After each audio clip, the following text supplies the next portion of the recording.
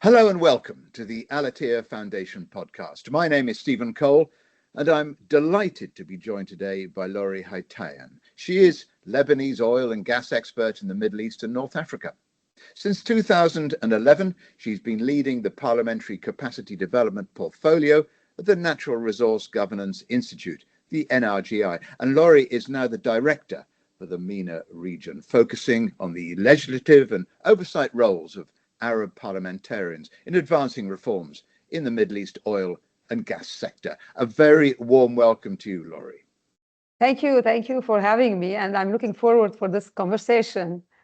Not at all. So am I. And let's start with what you foresee for the trends coming to Middle East oil production in the next few years.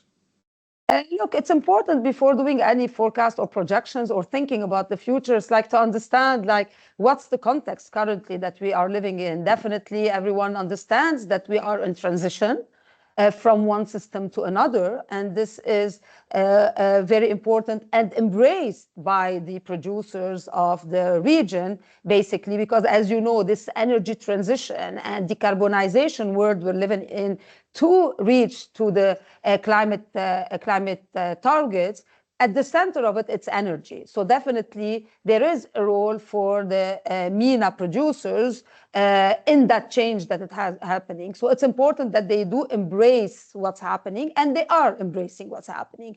The other issues, like there are two worldviews, if you want, on these transitions. One that is saying that it is becoming very accelerated, and therefore we will see changes, systematic changes, instrumental changes that will have an impact on the oil and gas sector and definitely on demand. And others, and this is where maybe most of the MENA producers think of, like, there is still need for oil and gas, and we're still in a world where we are at 80% almost, if not a bit more, of the consumption that is based on fossil fuels, that is based on oil, gas, and coal, etc. So therefore, yes, there is change, but there is at the same time it's still a system, an economic system that is very much depending on oil and gas. And therefore, and this is where the MENA producers are thinking, okay, the change is coming.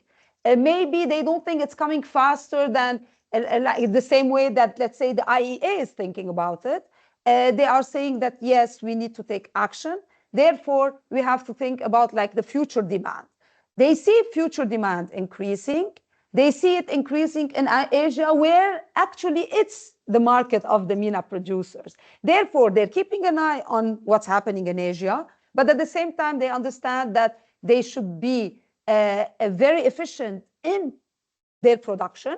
So they cannot say that this is going to continue forever. So therefore, any projects that they are working on, they need to make sure that they would be productive enough, efficient enough, and lucrative enough in the timeline that we have, like maybe 2050, 2060, and definitely make sure that this production, whatever it is acceptable in the new norms that we are seeing, the climate norms, environmental norms, which is like the cleanest possible for them. And this is where we're talking about how to make their operations cleaner and how to make the products cleaner so that they would still have a market in the future. So it would be fair to say, I mean, you talking about transition, the main themes you're talking about are innovation and adaptability. So true. Look, because we are seeing a lot about decarbonization. We're hearing about decarbonization as especially for the oil and gas sector. And the MENA region has the most important NOCs. They've been producing for years and years, and these NOCs are thinking about ways how to be involved in the decarbonization of the oil and gas sector. And this is where the research and innovation and technologies are coming in. They're talking about CCUS, so the carbon capture and utilization or the storage. Definitely they're working on renewable as well, and definitely they are thinking about new products like hydrogen, so that all of these packages for them as a decarbonization process, so their operations are less emitting, and their products are cleaner as well, as I said. So this requires a lot of innovation, a lot of investment in research and technologies, innovations, working with different entities to get to the point where they would think that they can continue producing, but their products will be either different, like byproducts, like we're seeing with hydrogen, or how to make sure that their products are acceptable again, as I said, by the norms, even though there are a lot, to be fair, criticizing, saying that, and this is like activists, environmentalists, scientists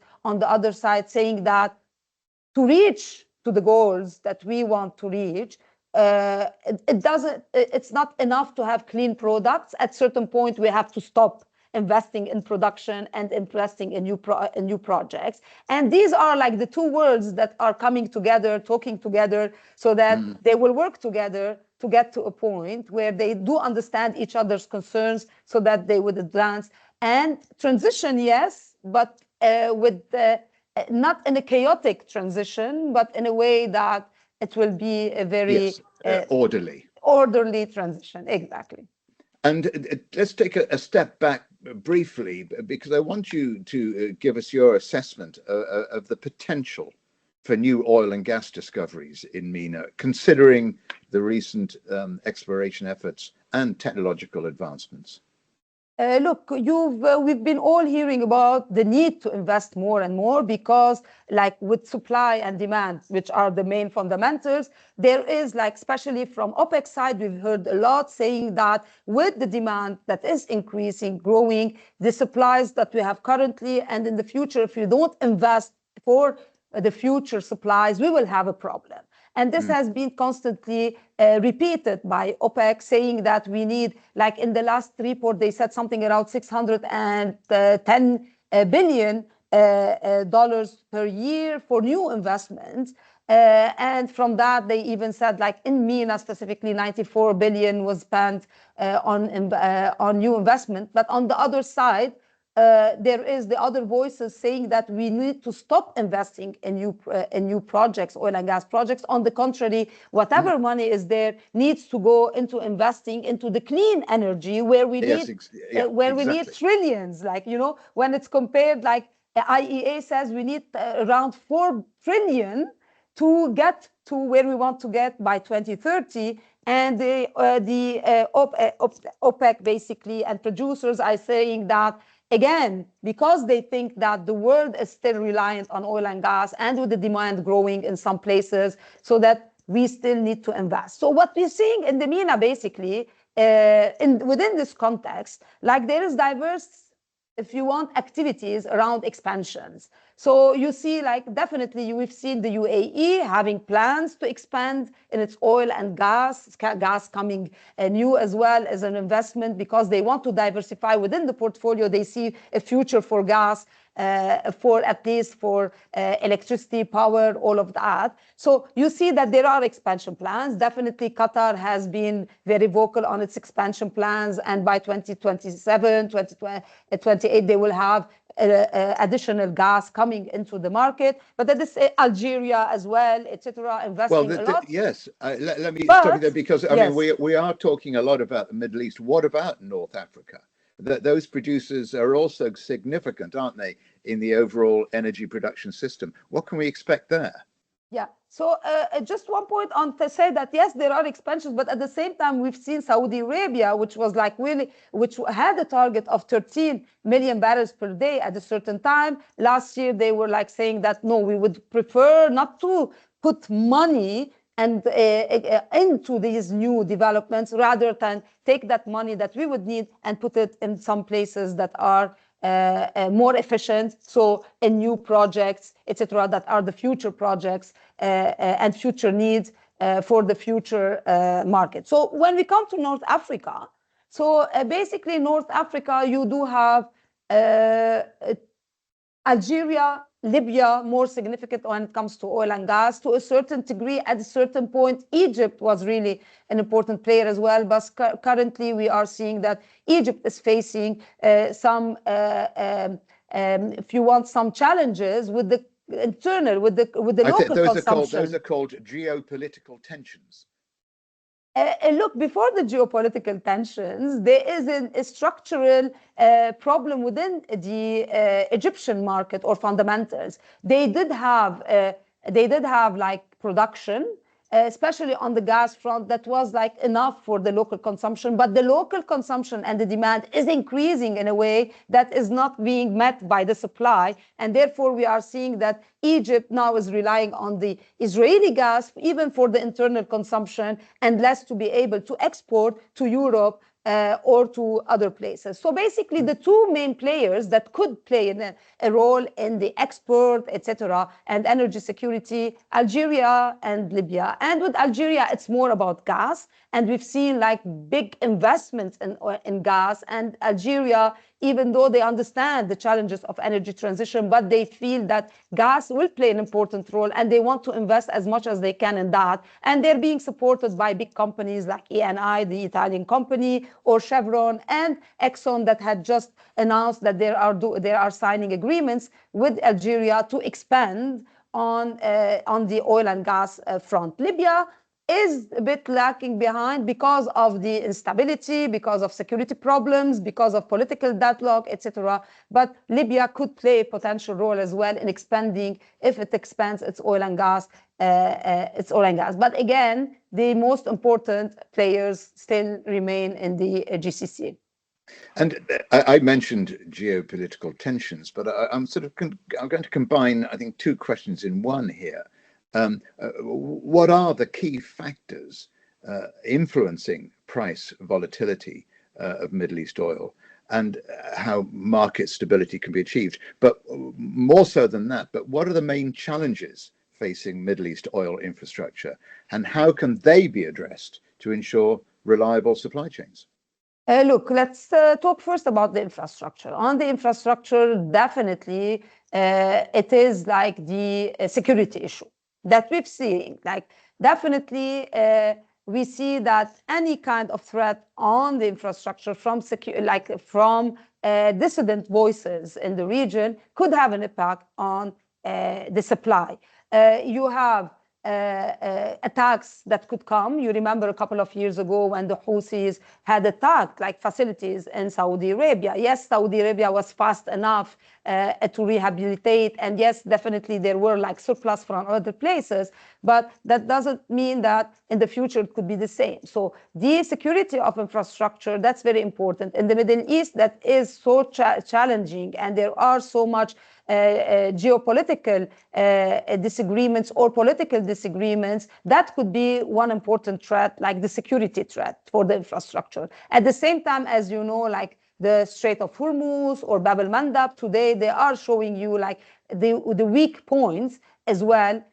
For that, yes, some are bypassing these points, but at the same time, they still remain like weak points for the region and to the ability to be able to supply these products to the world when the world's needed. So that's basically on the infrastructure side. On price volatility, definitely, as you know, it's like fundamentals is demand, supply, yeah, but geopolitics as well. And we've seen that, like we've seen that definitely there is something changing in the world. And I guess we do remember the world where the concentration of oil and gas supply was from the Middle East. So anything that happens in the Middle East had an effect on prices. But recently, we've seen that there are production coming from outside the OPEC and outside the Middle East that is supplying the market as well. And therefore, the geopolitical tensions are having less and less impact on the prices, and it goes back again to fundamentals, which is supply and demand, that plays a role on the prices. So stabilizing the market, well, like it's basically what we've been seeing for years and years, like producers that rely on oil and gas, the revenues are important for them, right? Yes, and revenues are important, and basically these are like most of the big producers in our region, at least these are like NOCs that are like in charge of production, and therefore most of the revenue go to the government, and it is important for the expenditures of the government for to provide to the people what they need. So therefore, it becomes even more important for them to make sure that they do have kind of clarity, at least like not very short term, but they need it medium to long term to be able to plan and make sure that the money that they're putting in projects this money is going to continue to come. Definitely in many places like Saudi Arabia, UAE, they've become really good in creating the funds.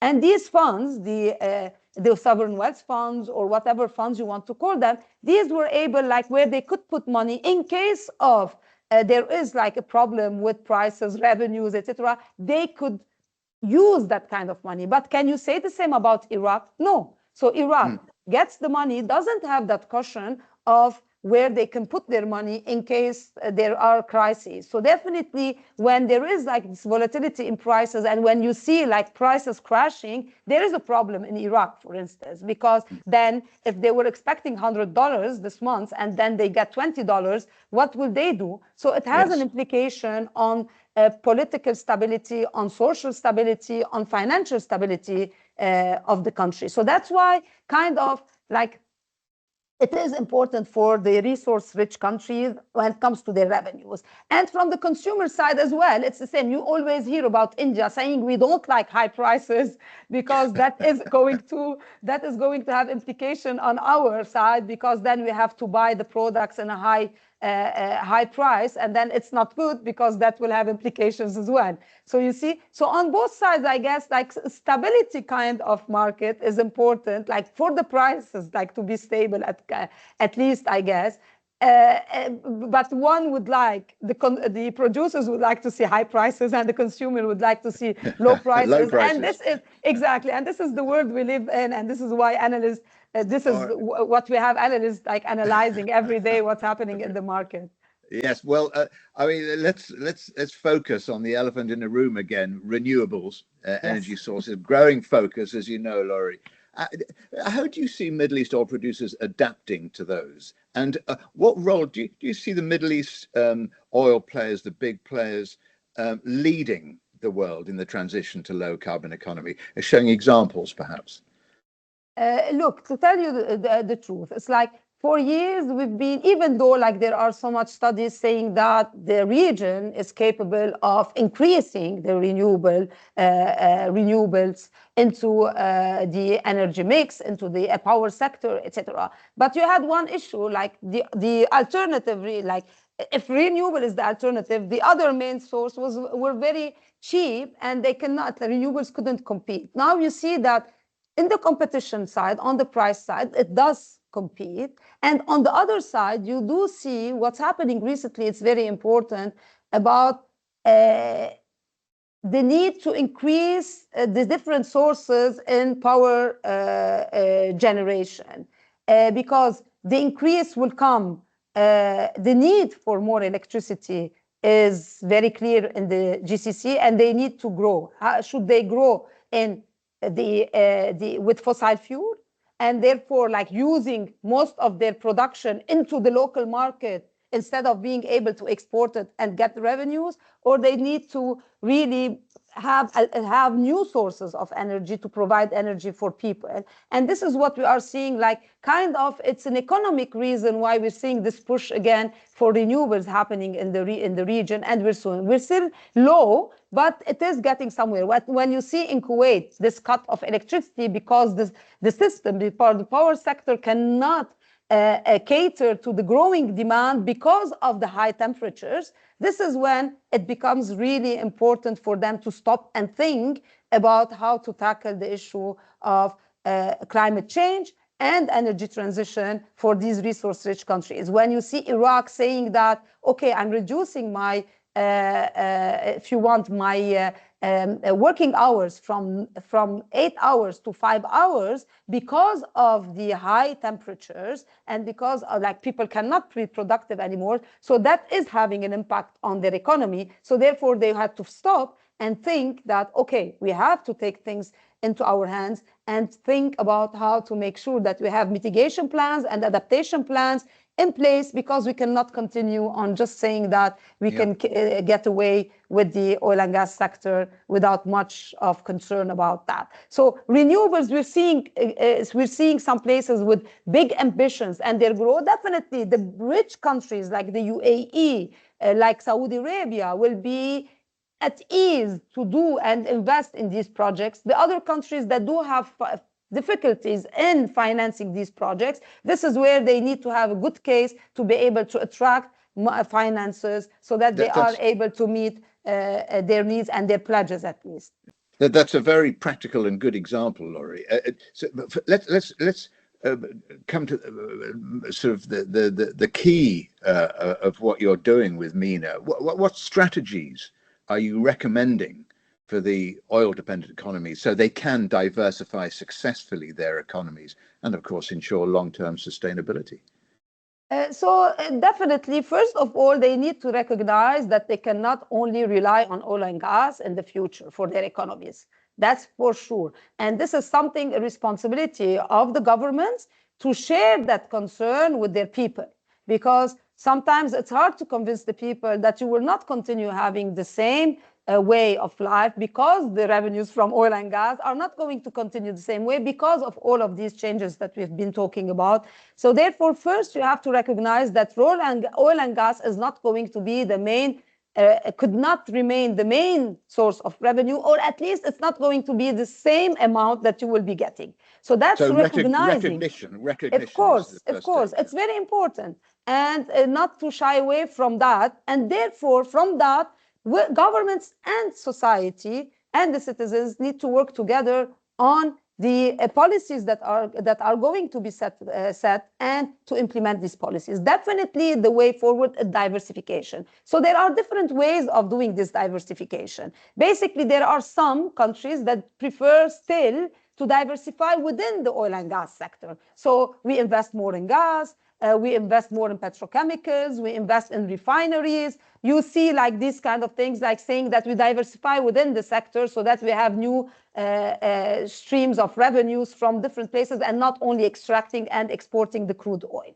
So that's one way. But the other more sustainable way, which we're seeing, is like to diversify your economy and not diversify within the energy mix or within the sector, but most importantly, to diversify your economy. A wider economy. Wider economy. And this is where we're seeing that's the concern of Saudi Arabia, and that's Vision 2030. It is to diversify your economy so that you stop relying on revenues from oil and gas, or at least you reduce your reliance on oil and gas, and you expand on other economies, sectors, and therefore you would have a non-oil economy that is going to be like dominant and not the revenues, so that when it is shrinking, the oil and gas sector is shrinking, you still have other revenues coming from other sectors from the economy, because your economy is diversified and doesn't rely on one sector only. And this is not easy, right? It's easy to be said, but you're seeing all the difficulties and the challenges and opportunities that are coming with the diversification in Saudi Arabia, trying to create a cultural sector, trying to create a sports entertainment sector, a tourism sector, all of that. And I guess like what we are seeing, that at least in the GCC, like each country is looking at the other and trying to see like if they can implement the same and do it. So there is kind of an awareness that diversification of the economy is the right way to go in a world where we see less and less dependence on oil and gas, even if it will take time. But that world is coming, and governments, they need to plan long term, and they cannot keep on planning for short term. Well, Laury, that excellent answer concludes our interview. And on behalf of the Al-Attiyah Foundation, I'd like to thank you very much for joining us today and giving our listeners your valuable insights as to how commodity markets work. So thank you. Thank you. Thank you for having me. And I really enjoyed this interview, short, concise, to the point. So thank you very much to all. Oh, you're welcome. The Foundation looks forward very much to continuing this conversation with you soon. And thank you for listening. A new Al-Attiyah podcast will be released in the coming weeks. In the meantime, you can keep up to date with all of the Foundation's publications and news on our website, and pages on X, formerly Twitter, and YouTube. But from me, Stephen Cole, goodbye.